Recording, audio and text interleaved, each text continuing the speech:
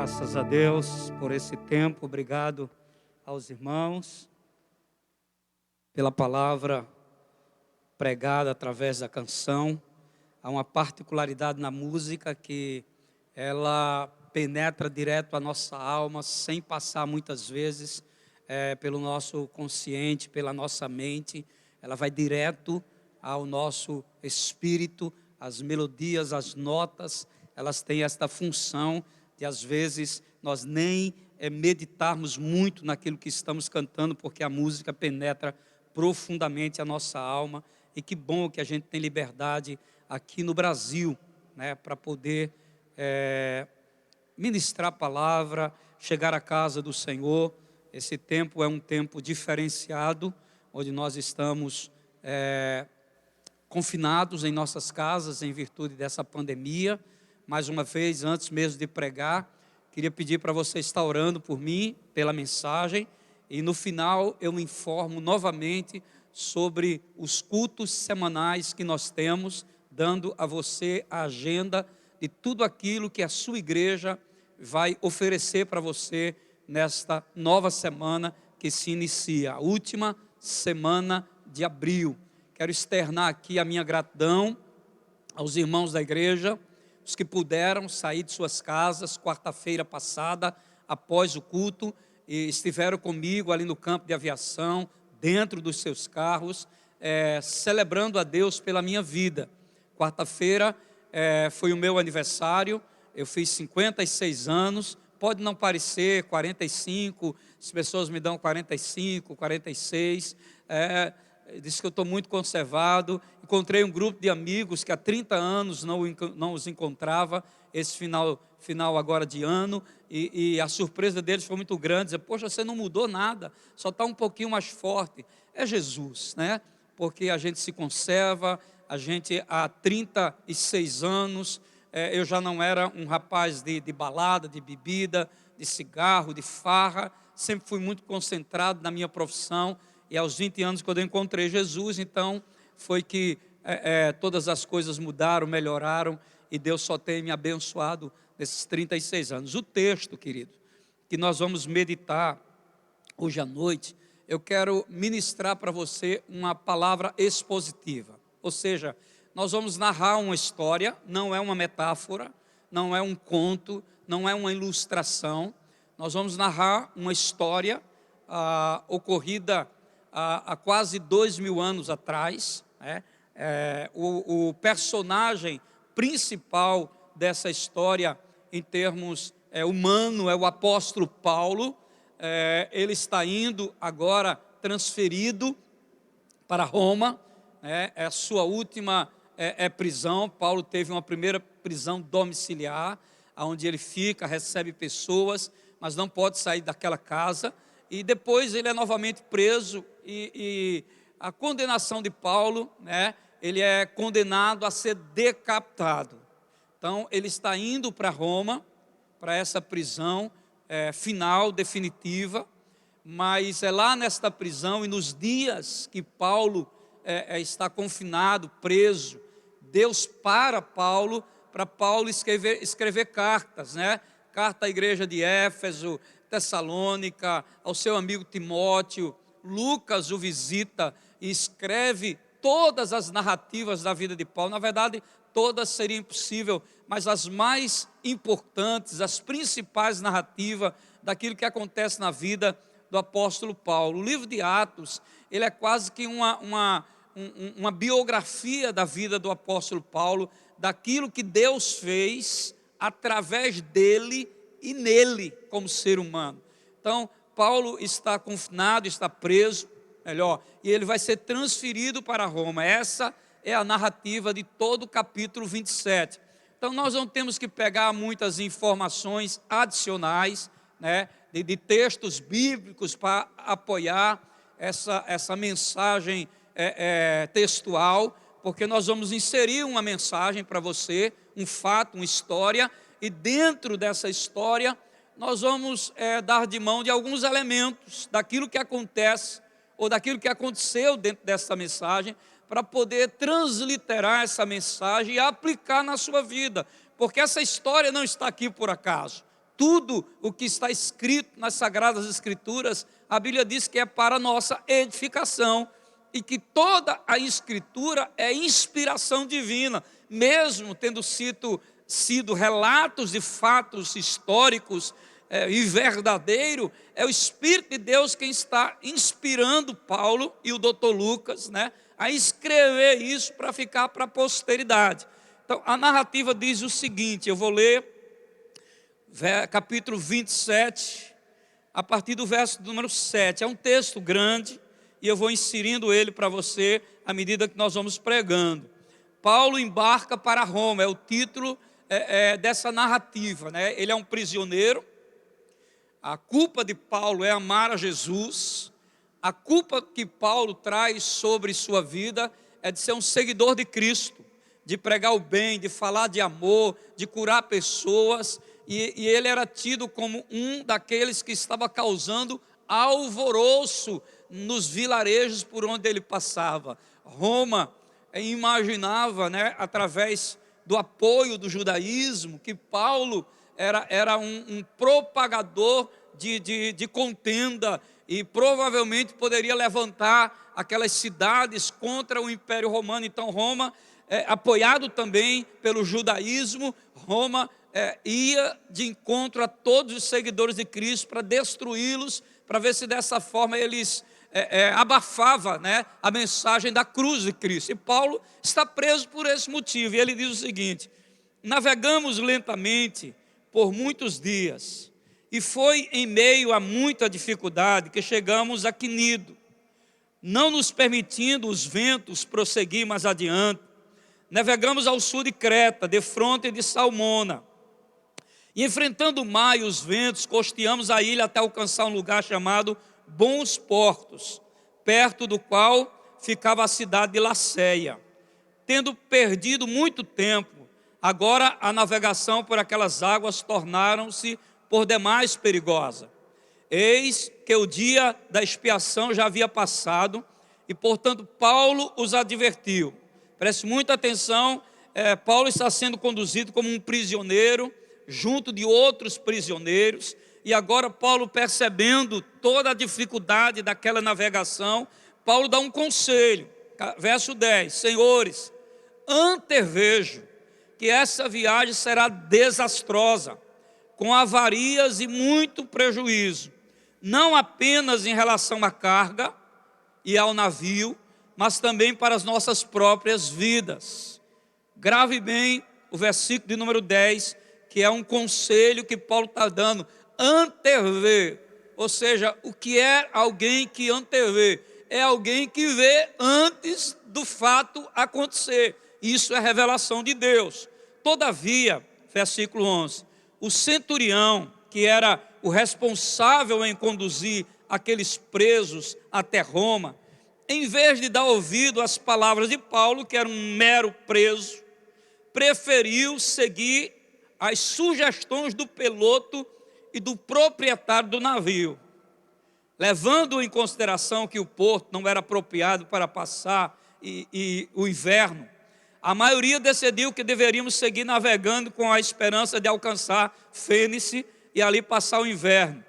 Esse era um porto de Creta e que dava saída para sudoeste e noroeste. Versículo 13, soprando brandamente o vento sul, e acreditando eles haverem conseguido alcançar o que almejavam, levantaram âncoras e foram costeando Creta bem próximo da ilha.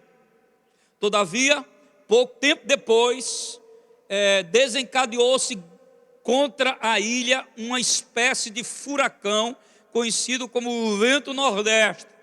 Sendo o navio lançado para fora do curso e não podendo navegar contra o vento, nos rendemos à sua fúria, cessamos as tentativas de manobras e nos deixamos ser levados. Passamos ao sul e bem próximo de uma ilhota chamada Cláudia, foi com extremo esforço que içamos a bordo o bote salva-vidas. Eles conseguiram trazer o bote para dentro do navio.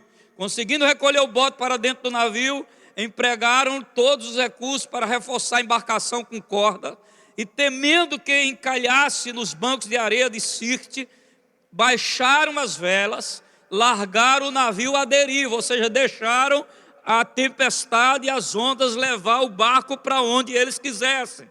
Contudo, no dia seguinte, sendo violentamente castigados pelas tempestades, começamos a atirar ao mar, a jogar ao mar a carga do navio, para o navio ficar mais leve. Eles começaram a jogar a carga, a comida, as bagagens, tudo que tinha dentro do navio.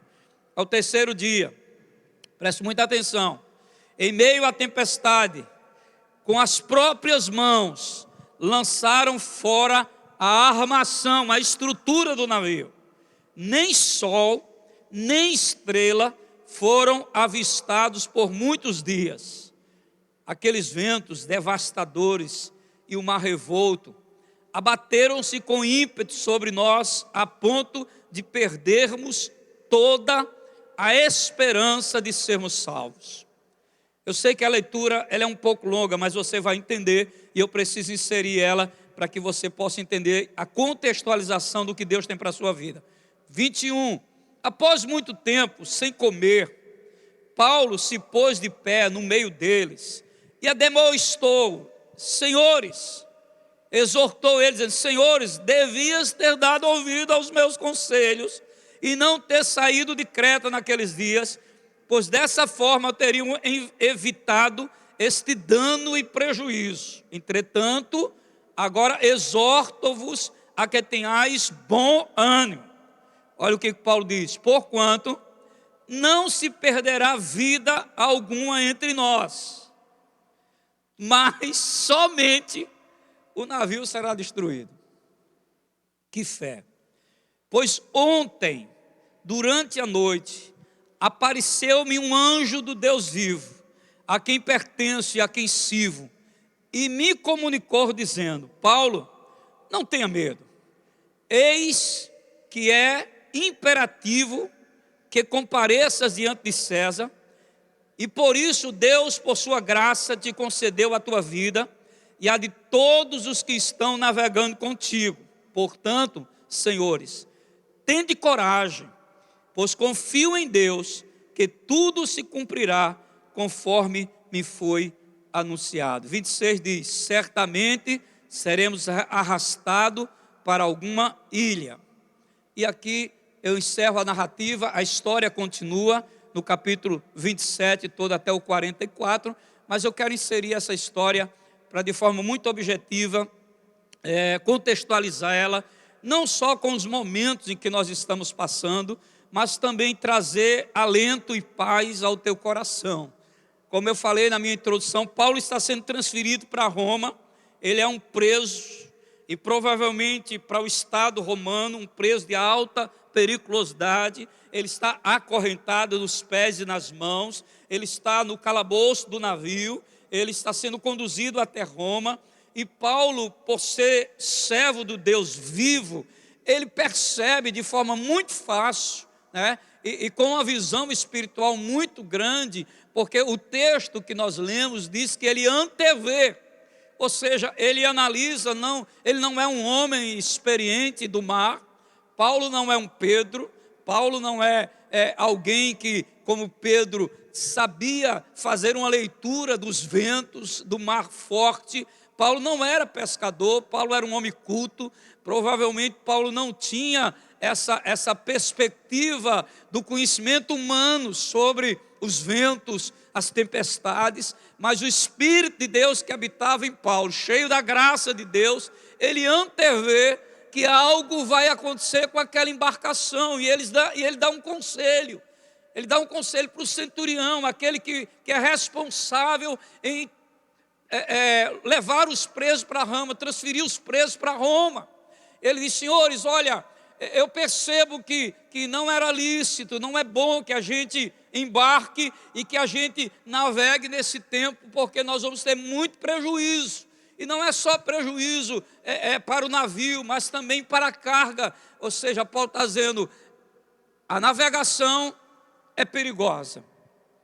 Melhor nós não irmos, melhor deixarmos passar, melhor esperarmos um pouco, não navegar agora. E o capitão, que é o responsável com o centurião em conduzir aqueles homens até Roma, ele junto com o dono do navio, que é um navio praticamente de carga e de aluguel, eles decidem não ouvir Paulo, porque provavelmente eles devem ter pensado, né? Quem é esse preso? Que posição ele tem? Qual é o seu conhecimento? Eu sou um homem do mar, eu navego aqui todos os meses e semanas, eu passo por aqui, eu já enfrentei tempestades, eu sei sair dessas tempestades. Este não é ninguém, esse é um preso, é um Zé Mané, um Zé Ninguém, não vamos ouvi-lo. E a Bíblia diz que o centurião opta em ouvir mais o capitão e o dono do navio do que a Paulo, porque até então ele não sabia diretamente quem era Paulo e quem era o Deus que Paulo servia. E eles vão navegando pelo mar, ali pela costa, né, até chegar em alguns portos. Eu não vou citar aqui, porque já existe inclusive esta viagem no roteiro turístico. Se você tiver dinheiro para fazer, já existem agências que fazem esta viagem que Paulo fez. Eu não quero ir, estou fora. Vai que de repente numa dessas viagens acontece outra tempestade dessa e eu e tu não tem a unção de Paulo e a gente fica no fundo do mar. É ou não é, irmão? Então eu estou fora dessas viagens turísticas que as grandes embarcações e as grandes agências fazendo um roteiro bíblico daquilo que foi a viagem de Paulo até chegar em Roma. Eles não obedecem, ou melhor, eles não ouvem Paulo, preferem ouvir o capitão e o dono do navio. Deixa-me abrir um parênteses aqui, apenas para fazer uma contextualização daquilo que está nessa Sagrada Escritura. Quando alguém que é de Deus, que você sabe, que você confia, que você sabe que tem vida, que tem compromisso, que tem relacionamento com Deus, quando você pede um conselho, ou quando você está junto dessa pessoa, e essa pessoa diz para você: olha, melhor não fazermos isto, melhor não fazermos assim, o Deus que eu sirvo está me dando o entendimento, eu estou antevendo que isso que você vai fazer não é legal, não é bom, não vai ser bom, não vai dar certo. Mas tem muitos crentes que não obedecem os conselhos que recebem de alguém, porque preferem ouvir outras pessoas, ou preferem ouvir o seu próprio coração, e tomam decisões e fazem coisas que lá na frente o desastre é muito grande. Vou dar alguns exemplos sem citar nome e sem ser mais contexto desta igreja. Quantas pessoas que estão dentro de um ambiente cristão, inserido em uma comunidade cristã, e de repente alguém que tem liderança sobre ela, alguém que ministra sobre ela, porque foi lhe dada a confiança, foi lhe dada a oportunidade. Os pastores da igreja oportunizam a membros serem ministros da palavra e ministrar a palavra, seja nos grupos familiares, seja nos grupos da igreja, e essa pessoa pega a autonomia de 10, 15, 20 pessoas, manipulam essas pessoas ao seu bel prazer. Ela não está tendo um sentimento positivo com a igreja e ela quer sair, mas ao sair ela arrasta estes que ela está comandando, e estes não, ou melhor, esses preferem ouvir este homem, o capitão e o dono do navio, do que ouvir a Deus. E os danos são desastrosos para a vida de pessoas que não ouvem aquele que é anjo e aquele que é o instrumento de Deus dentro da igreja. Quantas decisões, quantas escolhas nós tivemos em nossas vidas, fizemos em nossas vidas, sem consultar o Papai do Céu. Se você está morando em uma cidade e quer sair para outra, consulte Deus. Se você tem um imóvel e vai vender, pergunte a Deus se você pode, se você deve. Se você está num emprego e almeja outro, se prepare e pergunte para Deus: posso sair, tu vai me abençoar? Se você é solteiro e quer casar, pergunte para Deus: Deus, eu estou olhando para aquela menina, eu estou olhando para as atitudes, eu estou olhando para o comportamento, eu estou olhando para a vida dela. Senhor, eu posso dar um passo mais à frente? Eu tenho a tua aprovação, Senhor, vai ser algo bom para mim e para ela. Meu Deus, meus pais, eu não concordo muito com eles me irritam, e a Bíblia diz que é para a gente não provocar a ira dos filhos. Filho, obedecer a vossos pais, pais, não provoque a ira dos seus filhos. Meus pais me iram com os seus conselhos, com as suas privações. Deus, o que é que eu tenho que fazer? A Bíblia já diz: obedeça pai e mãe. Mas a gente às vezes opta em obedecer os nossos desejos, as nossas vontades, e tomamos decisão que só vamos ter consequências desastrosas lá na frente. O texto diz que o centurião, responsável pelos presos e pelos soldados que ali estavam fazendo a guarda daqueles presos, optaram em ir navegando pela costa. Depois de enfrentar muita dificuldade, depois de enfrentar uma tempestade terrível, eles param num porto, passa 2, 3 dias, continuam navegando, e Paulo na dele, Paulo quieto.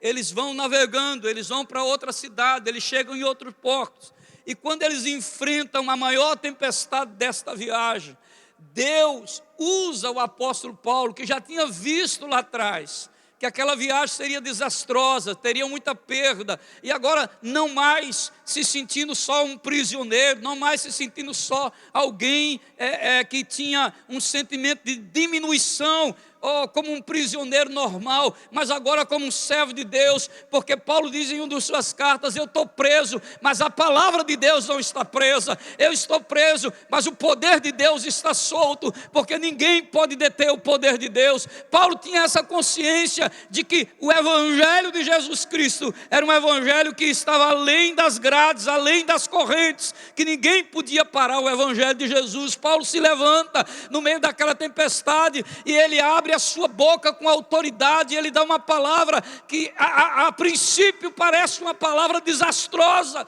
mas há um fio de esperança naquilo que Paulo diz. Paulo se levanta e diz para aqueles soldados, diz para aquele centurião, diz para aquele capitão experiente do navio que estava desesperado, diz para o dono do navio que também tinha experiência e que sabia da estrutura do seu navio. Paulo diz: senhores, ontem de noite, o anjo de Deus me visitou, o Deus de quem eu sou servo, e ele disse para mim, para eu dizer para vocês: não tenham medo. Em meio ao que está acontecendo no mundo em geral, é pela primeira vez nos meus 56 anos de idade que eu vejo o mundo parar por causa de um inimigo invisível, pois Deus me manda dizer nesse momento para vocês: não tenha medo, porque o medo paralisa a sua fé. Não tenha medo, Deus está contigo.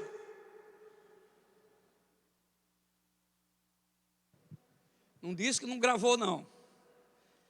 Me ajudem. Estamos mexendo aqui nos equipamentos. Amém. Não tenham medo. O medo neutraliza, o medo paralisa a fé. O medo tira a tua fé de ação. Paulo disse: olha, senhores, não tenham medo, porque o anjo me disse o seguinte. Pense na loucura do que Paulo vai dizer. Ninguém que está dentro desse navio vai morrer.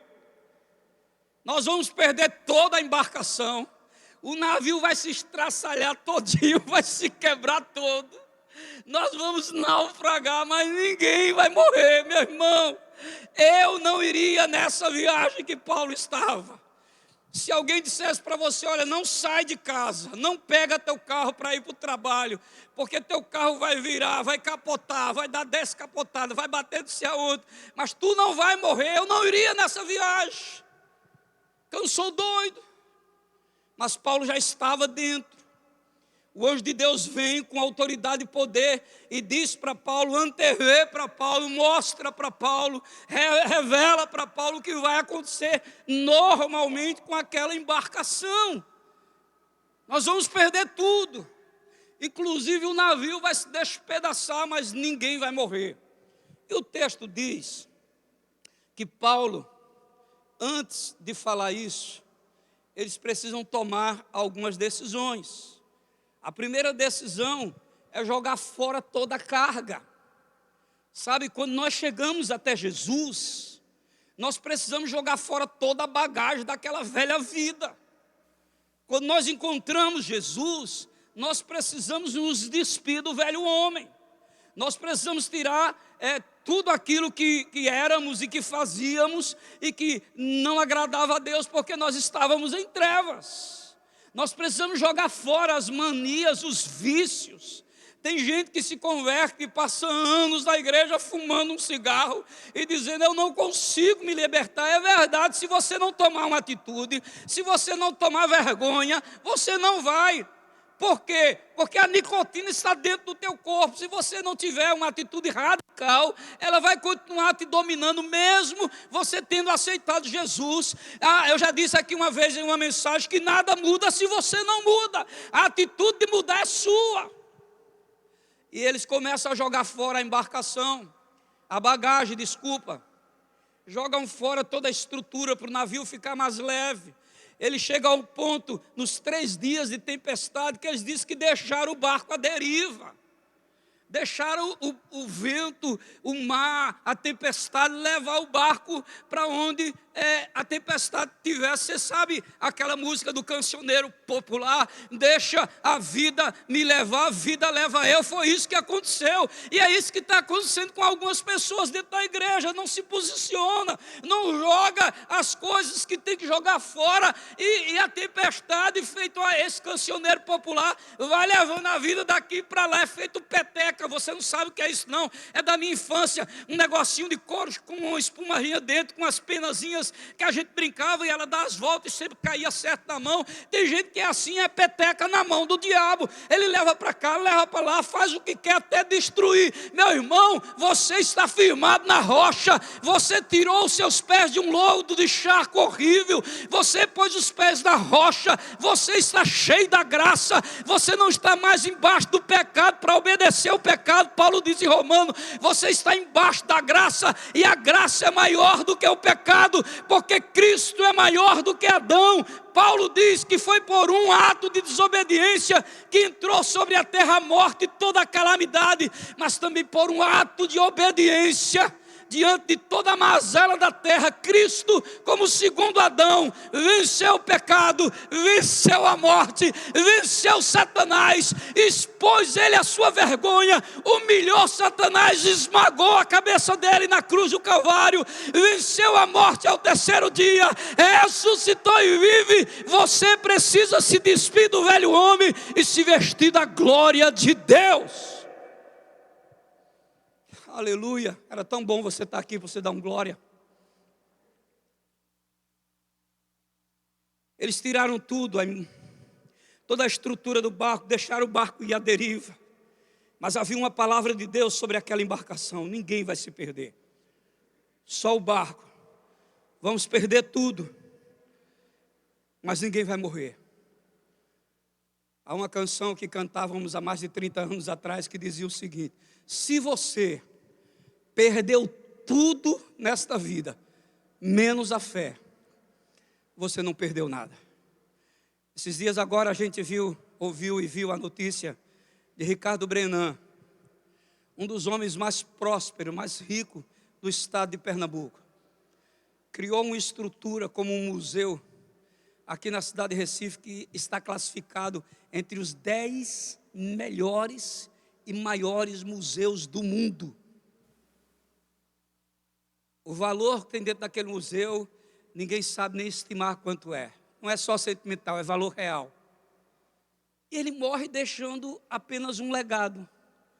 Assisti a reportagem dele ontem. O legado dele é que eu tentei criar aqui uma representatividade da Holanda, que foram os nossos primeiros colonizadores. Meu Deus, a história tem sua importância, sim, mas morreu deixando apenas lembranças de um país que veio nos colonizar e foi expulso por Portugal, e aqui agora ele deixa um museu que tem elementos que representam essa invasão holandesa.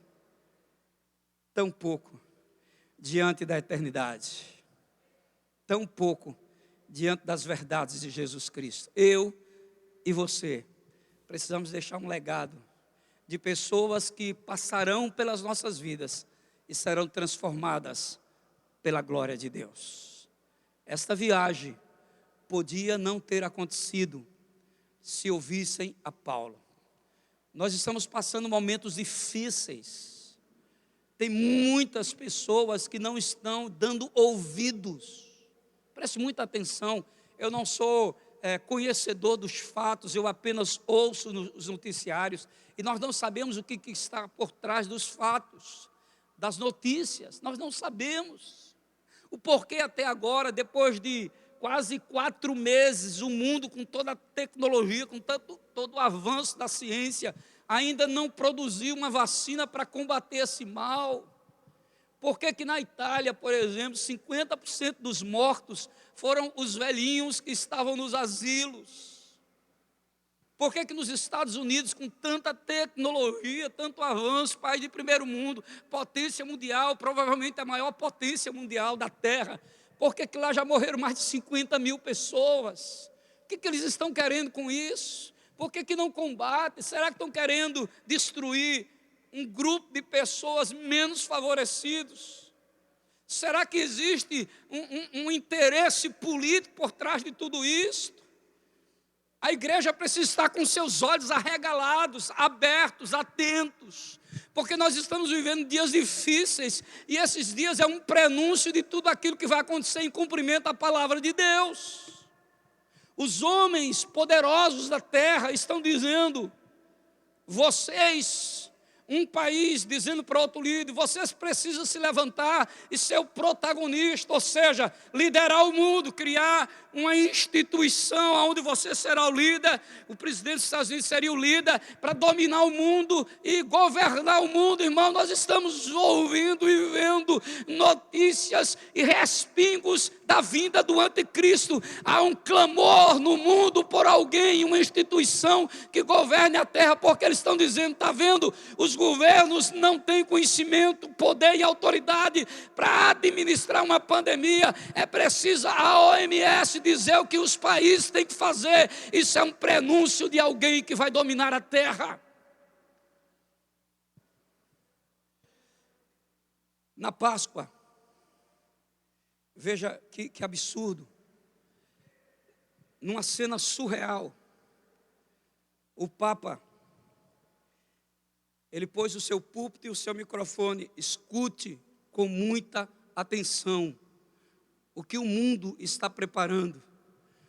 Agora, na semana da Páscoa, no domingo pascual, o Papa, no pátio de São Pedro, sozinho, uma cena surreal, uma cena realmente apavorante, nunca aquilo aconteceu.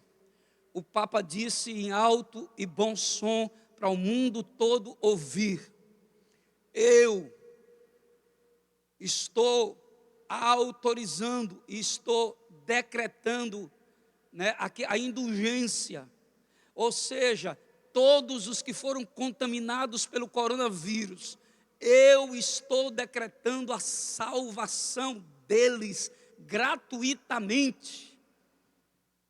Eles estão direto no céu. Essa pandemia que os ceifou, a Igreja Católica está detendo o poder daquilo que foi no século XV, a venda de indulgência. A indulgência era o seguinte: a Igreja Católica queria construir a cidade de Roma, o templo de Roma, e estava sem dinheiro, e ele começou a vender a salvação. Então, se você tinha muitas posses e um parente seu morreu, você pagava ali 100 mil reais, e a encíclica dizia o seguinte: quando o dinheiro cai na sacolinha de Roma, a alma voando sai do purgatório e vai para o céu. Pois bem, depois de 500 anos, o Papa vem decretando que ele tem a autoridade de dar aos que morreram de coronavírus o poder de ir direto para o céu. Meu irmão, só quem pode levar alguém para o céu é o sacrifício de Jesus. Nós estamos vivendo dias, preste atenção, fique atento, porque o fim está próximo. Essa geração provavelmente pode ser a geração que virá a vinda do Filho do Homem. Eu quero viver mais 44 anos até os meus 100. Mas se Jesus voltar antes, eu não quero viver não, quero subir com Ele.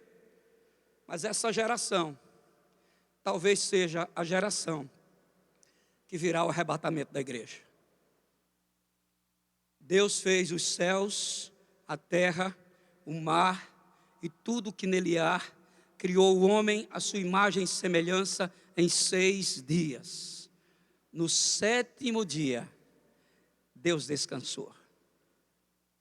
A terra em toda a sua história, não o planeta, porque o planeta já existia, a terra era sem forma e vazia há bilhões de anos.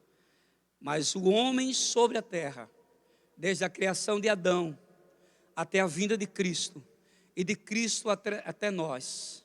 Você sabe, quem é daqui da igreja, que eu já contei esse relato bíblico, de Adão a Noé, 2000 anos.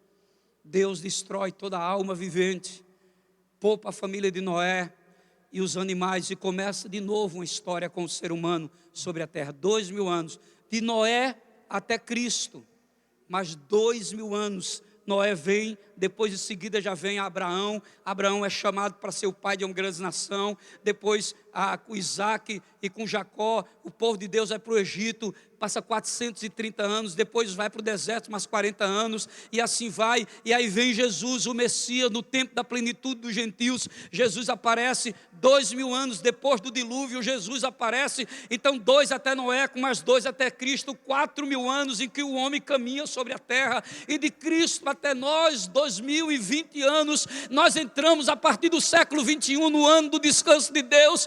Tudo pode acontecer nesse século, pode ser agora, pode ser daqui a 100 anos, pode ser daqui a 200, eu não sei precisar, porque a Bíblia diz que o dia e a hora ninguém sabe, só o Pai. Mas a Jesus diz: estejais pronto, porque quando o Pai o chamar, quando o Pai vier buscar, esteja pronto, e tenha a sua lamparina acesa, e tenha azeite de reserva, porque o noivo vem, o noivo vem, o noivo vem, ele está vindo. Maranata, se prepare. E eu não estou colocando temor no teu coração, eu estou colocando alerta, eu estou te advertindo: esteja pronto, porque se você morrer, você vai para Cristo. Se Cristo vier buscar a igreja, você vai para Cristo. Paulo diz: quer vivamos ou morramos, somos do Senhor Jesus. Que bom que meu relógio parou, sei nem que horas são. Oh, amados, eu estava conversando com minha filha, que está lá em Portugal. Ela disse: Painho, nós estamos aprendendo a viver com poucas coisas, Painho. A gente está descobrindo que não precisa de muita coisa para ser feliz. Se a gente tiver o que vestir, onde morar e o que comer, já basta. Eu disse: filha, que coisa linda Deus está fazendo, mostrando tudo isso para você, porque é verdade. Isaías diz: por que gastais o dinheiro naquilo que não é pão? Irmãos, a gente usa o dinheiro que Deus nos dá pelo nosso trabalho para coisas desnecessárias.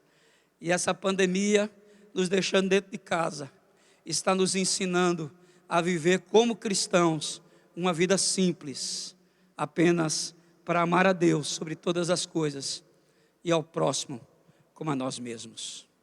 Eu quero orar por você.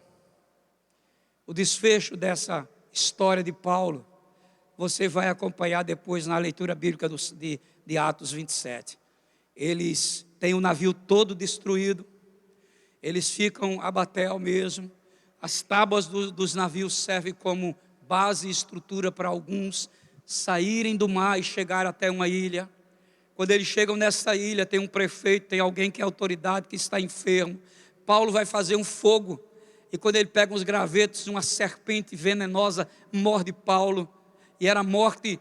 A morte era eminente, aquela serpente era fatal, morder, em poucos minutos a vítima cai e morre, e Paulo simplesmente balança o dedo, joga a serpente fora. Aquelas pessoas que estavam com Paulo ficam estupefatas, ficam admiradas.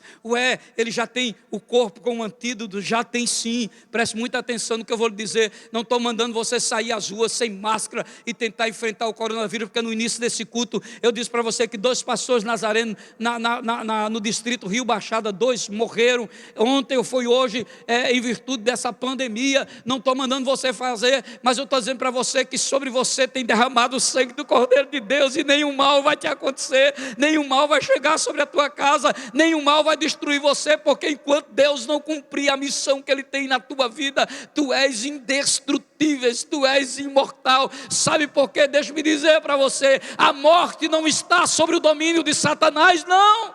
A morte, a vida e a morte é Deus quem controla. Apocalipse diz: sou eu que tenho as chaves da vida e da morte. No Velho Testamento, Deus diz: sou eu que mato e sou eu que torno a viver, e eu não dou satisfação para ninguém. Algumas pessoas podem pensar: mas por que Deus não detém a morte? Por que Deus não segura a morte? A Bíblia diz: do que os homens se queixam, senão dos seus próprios pecados? A morte é uma consequência do pecado. Há um vírus mais mortal sobre a terra. Quero orar por tu, varão e varoa, e pedir a Deus que te abençoe. Semana de paz para tu, amém? Vamos nessa viagem. Vamos com Jesus. O nosso capitão é Jesus. E se Jesus disse: fique aqui, e depois ele disse: passe para outra margem, você pode ter certeza que nenhuma tempestade vai impedir você de chegar na outra margem. E Jesus disse: eu estarei contigo todos os dias, amém? Eu não sei se tem alguém me ouvindo que ainda não tem Jesus no coração. Eu sei que tem pessoas me ouvindo que perderam seus familiares, algum familiar, por causa do Covid-19. Coração pesaroso, alma triste. Se alegre no Senhor.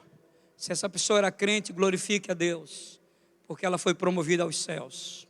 Se não era, fica aqui os meus pêsames, os meus sentimentos. E a grande necessidade que nós temos como cristão, de brilhar a luz de Cristo na nossa família, para que ninguém parta sem encontrar Jesus. Amém? Se você não tem Cristo aí na sua casa, você está assistindo esse culto, e você quer entregar a sua vida para Jesus, você pode colocar aí no YouTube da igreja, no Facebook da igreja, coloca assim: meu nome é fulano de tal, fulana de tal, eu estou aqui em tal lugar, assistindo, escutando esta palavra, e meu coração está desejoso de entregar a minha vida para Cristo. Você só diz assim: sou fulano, estou aqui, estou ouvindo, quero me converter, quero entregar minha vida para Jesus. Nós vamos notar o teu nome, põe teu telefone, nós vamos fazer uma ligação para você, e nós vamos ajudar você a caminhar com Cristo.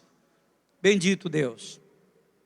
Nesta noite, neste momento, nós pedimos ao Senhor que abençoe toda a tua igreja que está cultuando juntamente conosco.